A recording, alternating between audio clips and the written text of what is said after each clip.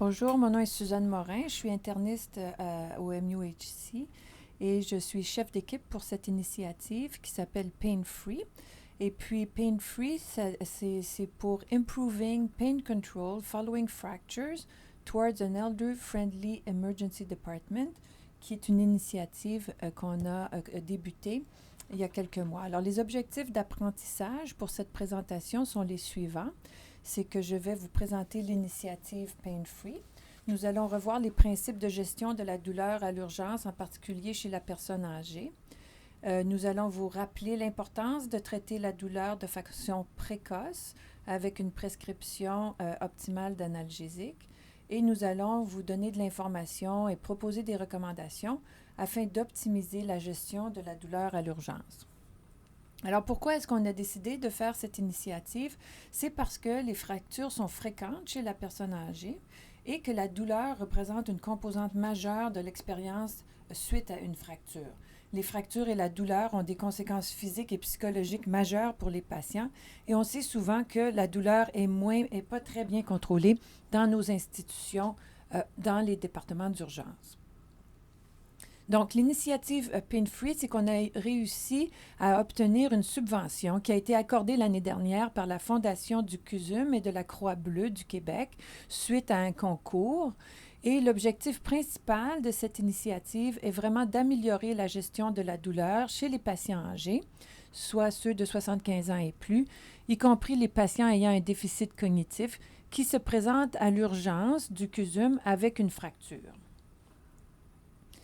Alors, nous avions 3 objectifs avec cette initiative.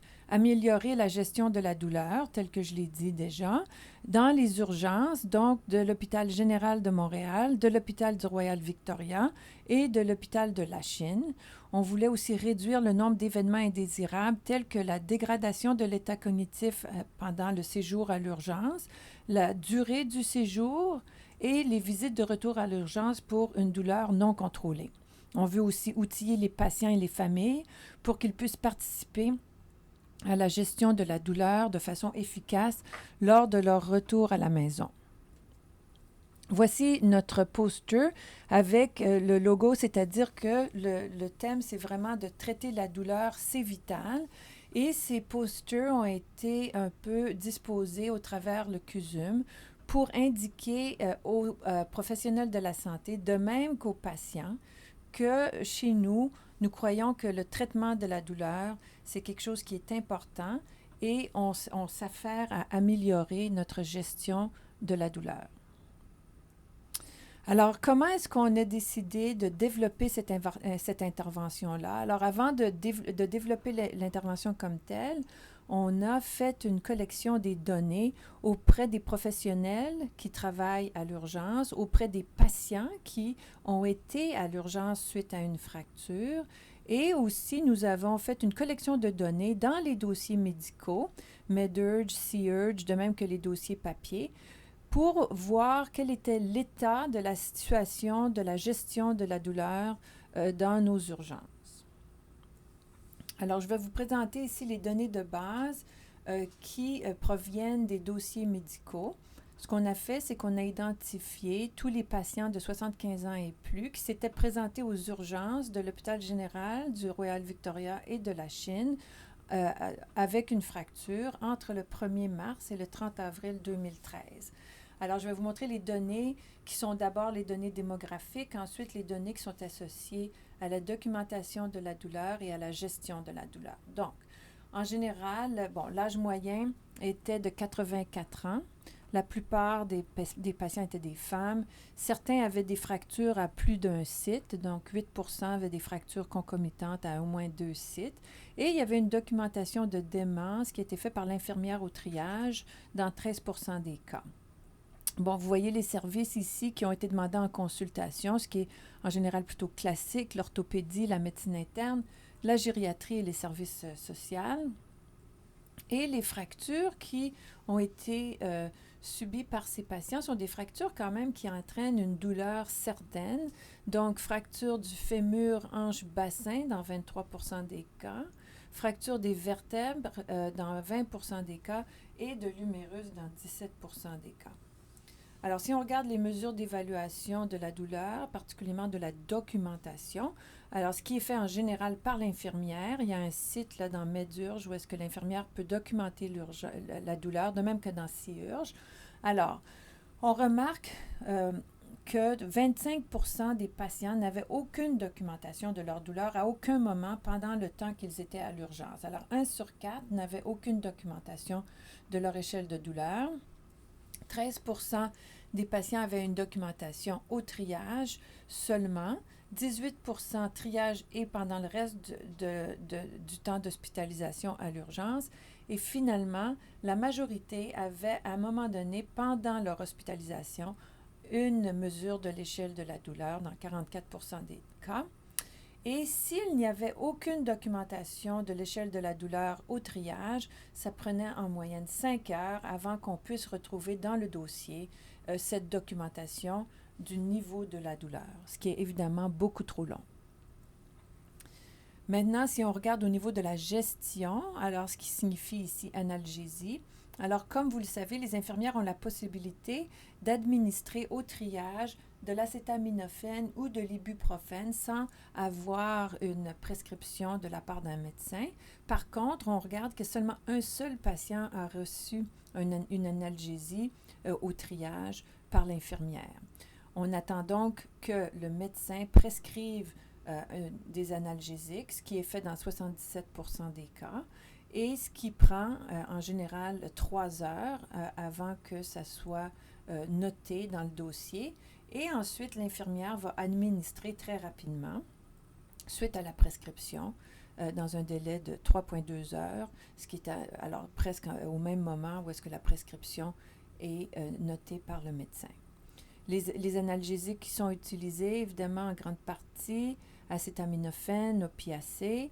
Maintenant, on remarque quand même que 27% des patients ne reçoivent aucun traitement pour la douleur. Les patients passent en général 10 heures à l'urgence, donc amplement le temps de noter le niveau de douleur et de prescrire des analgésiques. La plupart des patients retournent à la maison. Évidemment, ceux avec des fractures qui requièrent une chirurgie sont admis. Et on note que 10% des patients reviennent à l'urgence dans les 7 jours suivant le congé et que 4% de ceux-ci reviennent pour douleurs non contrôlées. Ici, on regarde d'une façon un peu particulière ce qui se passe chez les patients qui ont un niveau de douleur documenté au triage par l'infirmière. Alors, 29 des 95 patients ont eu leur niveau de douleur documenté. Et si à l'échelle, on avait une douleur qui était plus élevée que 6, qu'un score de 6, on se rendait compte que l'analgésie était administrée, chez ceux qui recevaient une analgésie, quand même, que c'était administré en dedans de 3 heures. Il y a quand même 3 patients qui, malgré une douleur importante, n'ont reçu aucune analgésie. Mais par contre, si on regardait, puis la douleur était moins élevée que 6, l'analgésie était administrée dans encore une plus petite proportion, mais le délai passait à presque 7 heures. Alors, c'est vraiment important. Si on a une documentation d'une douleur élevée, on se rend compte quand même que le délai pour l'administration de l'analgésie est plus court. Alors, le but est d'essayer de faire en sorte que les échelles de douleur soient documentées et qu'elles soient documentées très tôt dans l'hospitalisation du patient. Alors, je vous avais dit que nous avions procédé à un sondage auprès des médecins, de même qu'auprès des infirmières et des patients. Ici, je vais vous montrer les résultats du sondage fait auprès des médecins et je remercie ceux qui ont participé à ce sondage. Alors, nous avions distribué 81 sondages et nous avons eu un taux de réponse de 54%, ce qui est quand même très intéressant. Et nous voulions voir vraiment les connaissances, croyances et comportements qui sont liés à la gestion de la douleur. Nous les avons répertoriés de la façon suivante, plutôt en regardant quels étaient les obstacles ou les barrières à la gestion de la douleur chez la personne âgée. Évidemment, barrières perçues par les médecins, mais je vous dirais que les réponses chez les infirmières étaient relativement semblables. Alors, par rapport au système de santé, c'est-à-dire l'urgence, dans l'endroit où est-ce que les médecins évoluent. Évidemment, les délais, manque de temps, manque de personnel, l'organisation des lieux physiques peut rendre difficile la gestion de la douleur et les manques de ressources. Par rapport à ce qui est relié plus particulièrement aux professionnels de la santé, c'est la peur des effets secondaires qui est reliée à l'utilisation des opiacés et l'impact des comorbidités sur l'aspect cognitif de ces patients-là. Inquiétude particulière face à la surveillance et à la réévaluation des patients suite à l'administration d'opiacés. Manque de connaissances, gestion de la douleur, particulièrement au niveau chez les patients atteints de syndrome cognitif. Alors, nous avions aussi demandé si des suggestions pouvaient être faites. Et ici, c'est un peu la balance de ce qu'on a vu précédemment. C'est que vous aviez recommandé qu'on fasse des sessions de formation d'enseignement, amélioration des pratiques de surveillance des patients qui reçoivent des opiacés par les infirmières et modification au niveau prescription, peut-être des prescriptions structurées.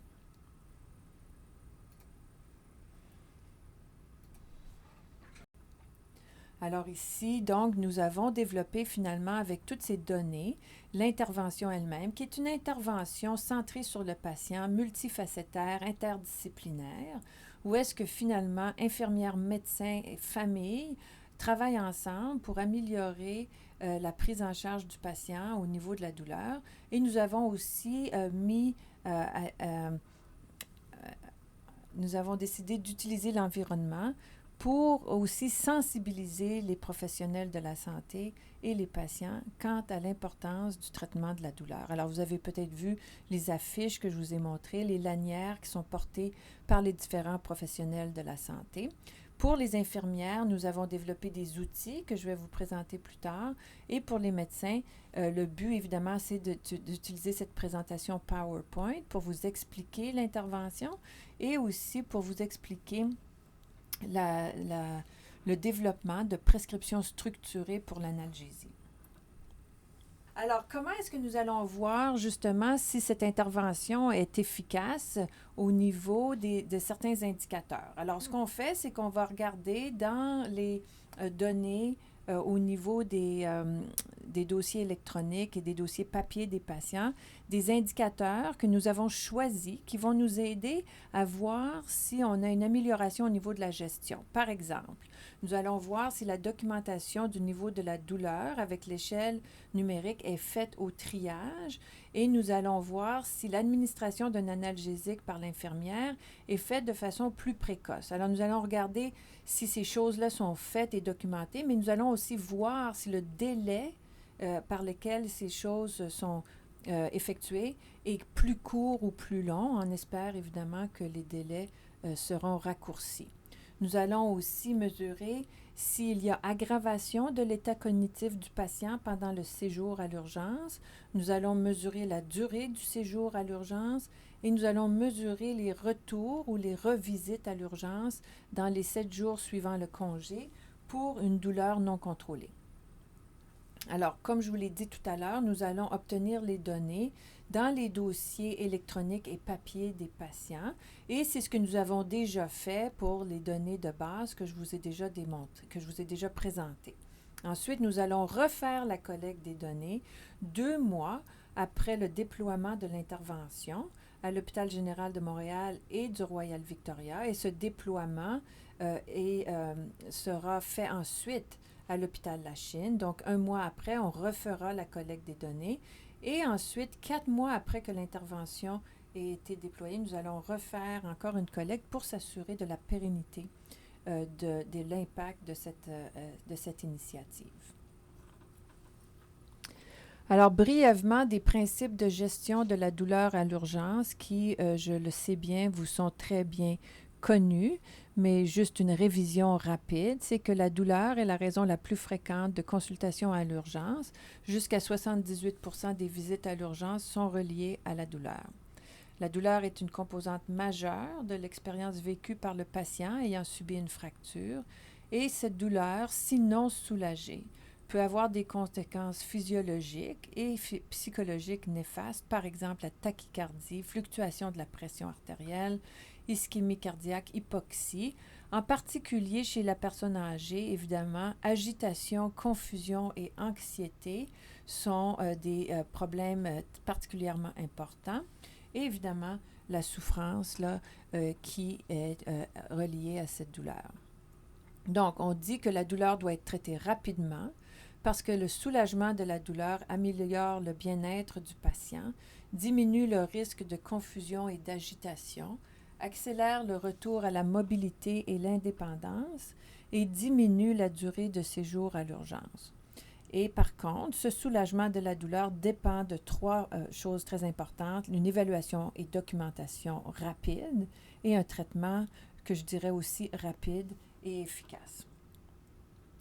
Alors, plusieurs d'entre vous avaient noté que le manque de temps et les délais étaient une barrière importante à la prise en charge rapide de la douleur. Alors, avec nos collaborateurs sur l'équipe qui inclut gériatres, médecins de l'urgence et pharmaciens œuvrant à l'urgence aussi, nous avons développé une prescription structurée qui est disponible actuellement dans le système MEDURGE et qui se retrouve sous le titre des prescriptions structurées, analgésie 75 plus urgence.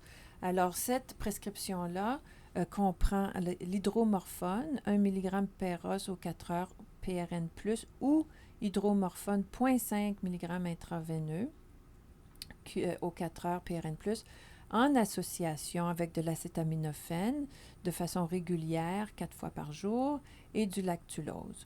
Au point de vue on avait aussi l'intention de développer une prescription structurée qui pourrait être remise au patient et à sa famille lors du congé. Par contre, cette étape-là est encore à l'étape de développement et nous avons besoin de la collaboration de d'autres services de professionnels afin de pouvoir finaliser cette prescription-là, afin que ce soit sécuritaire pour le patient, pour sa famille et les gens de la communauté lors du congé du patient. Alors, souvent, les gens sont inquiets par rapport à l'administration d'opiacés chez la personne âgée, étant donné la possibilité ou l'impression que ceci peut causer un délirium ou aggraver un déficit cognitif. Par contre, si la dose est appropriée, en fonction du patient, les opiacés sont très efficaces pour traiter la douleur et ne causent pas habituellement une détérioration de l'état cognitif. Par contre, si on ne traite pas la douleur, le fait de ne pas la traiter peut causer justement confusion et agitation. On utilise les mêmes analgésiques pour les patients avec ou sans atteinte cognitive et de la même façon. On utilise donc une approche multimodale et préconisée pour traiter la douleur à l'urgence, par exemple acétaminophène combiné à un opiacé tel que démontré dans la prescription structurée. Ces médicaments ont des mécanismes d'action différents et ceci permet d'utiliser des doses moins élevées et ça fournit un meilleur soulagement, souvent avec moins d'effets secondaires. On évite d'utiliser les ANINS chez les personnes âgées, même si on sait qu'on pourrait les utiliser de façon brève, par exemple 48 heures et moins. Souvent, ces gens arrivent dans un état de déshydratation ou avec une fonction rénale amoindrie. Et ceci risque de causer justement une détérioration, soit au niveau de la pression artérielle ou de la fonction rénale, et on est bien au fait des toxicités gastro-intestinales. Ici, j'ai 2 études qui supportent l'administration d'opiacés chez la personne âgée, même si on est inquiet de l'incidence de délirium. Alors ici, ce sont des études qui ont été faites chez des patients qui, évidemment, avaient subi une fracture de la hanche. La majorité de la littérature chez ce genre de problématique vraiment a été faite chez les fracturaires de la hanche. Alors ici, c'est une étude qui a évalué les facteurs de risque pour le délirium chez des patients hospitalisés pour une fracture de la hanche. Et ce sont, dans ce tableau, les facteurs de risque qui prédisent de façon indépendante le risque de délirium chez les gens dont l'état cognitif était normal au départ et chez les gens dont l'état cognitif était diminué.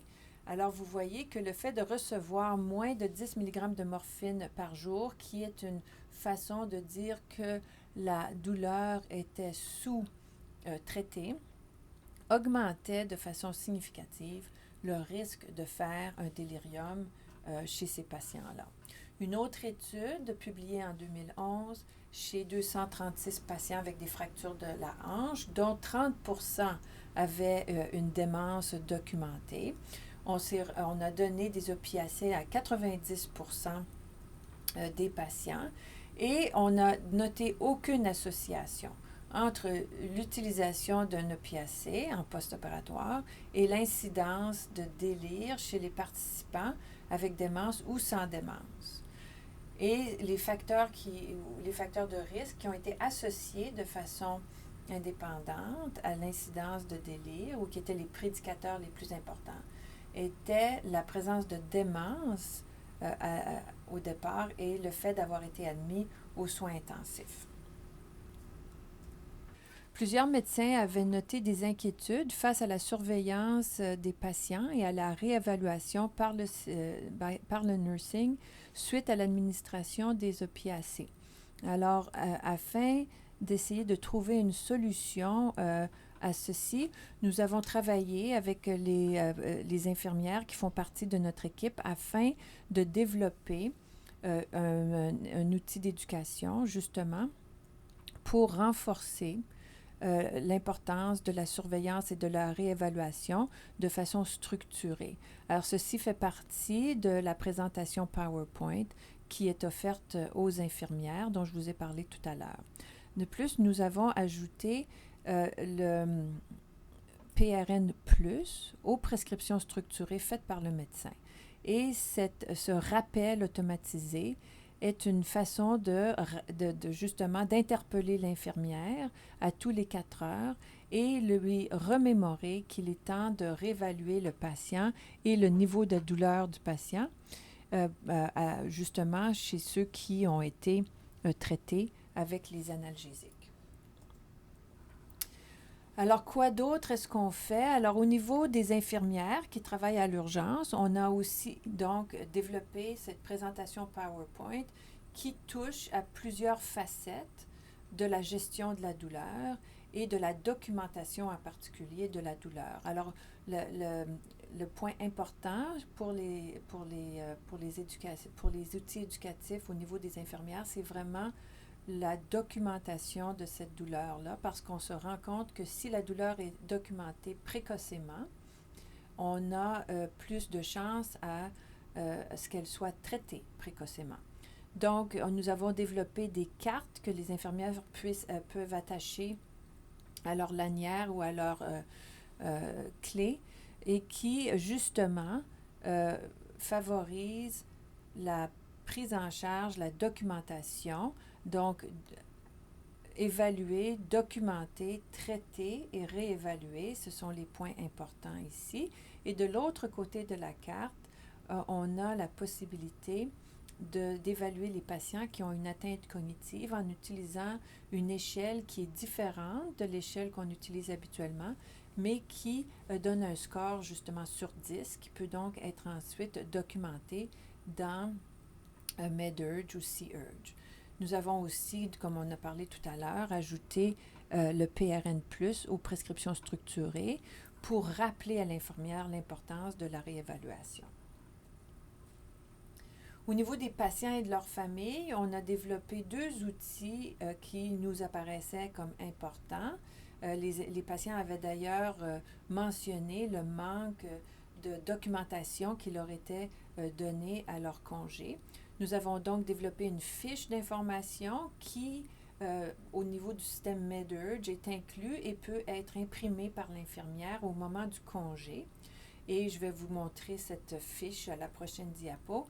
Et nous avons aussi développé un site web qui donne de l'information sur la gestion de la douleur, sur la prévention des chutes, la prévention de fractures et l'importance de revoir son médecin de famille et certains contacts importants.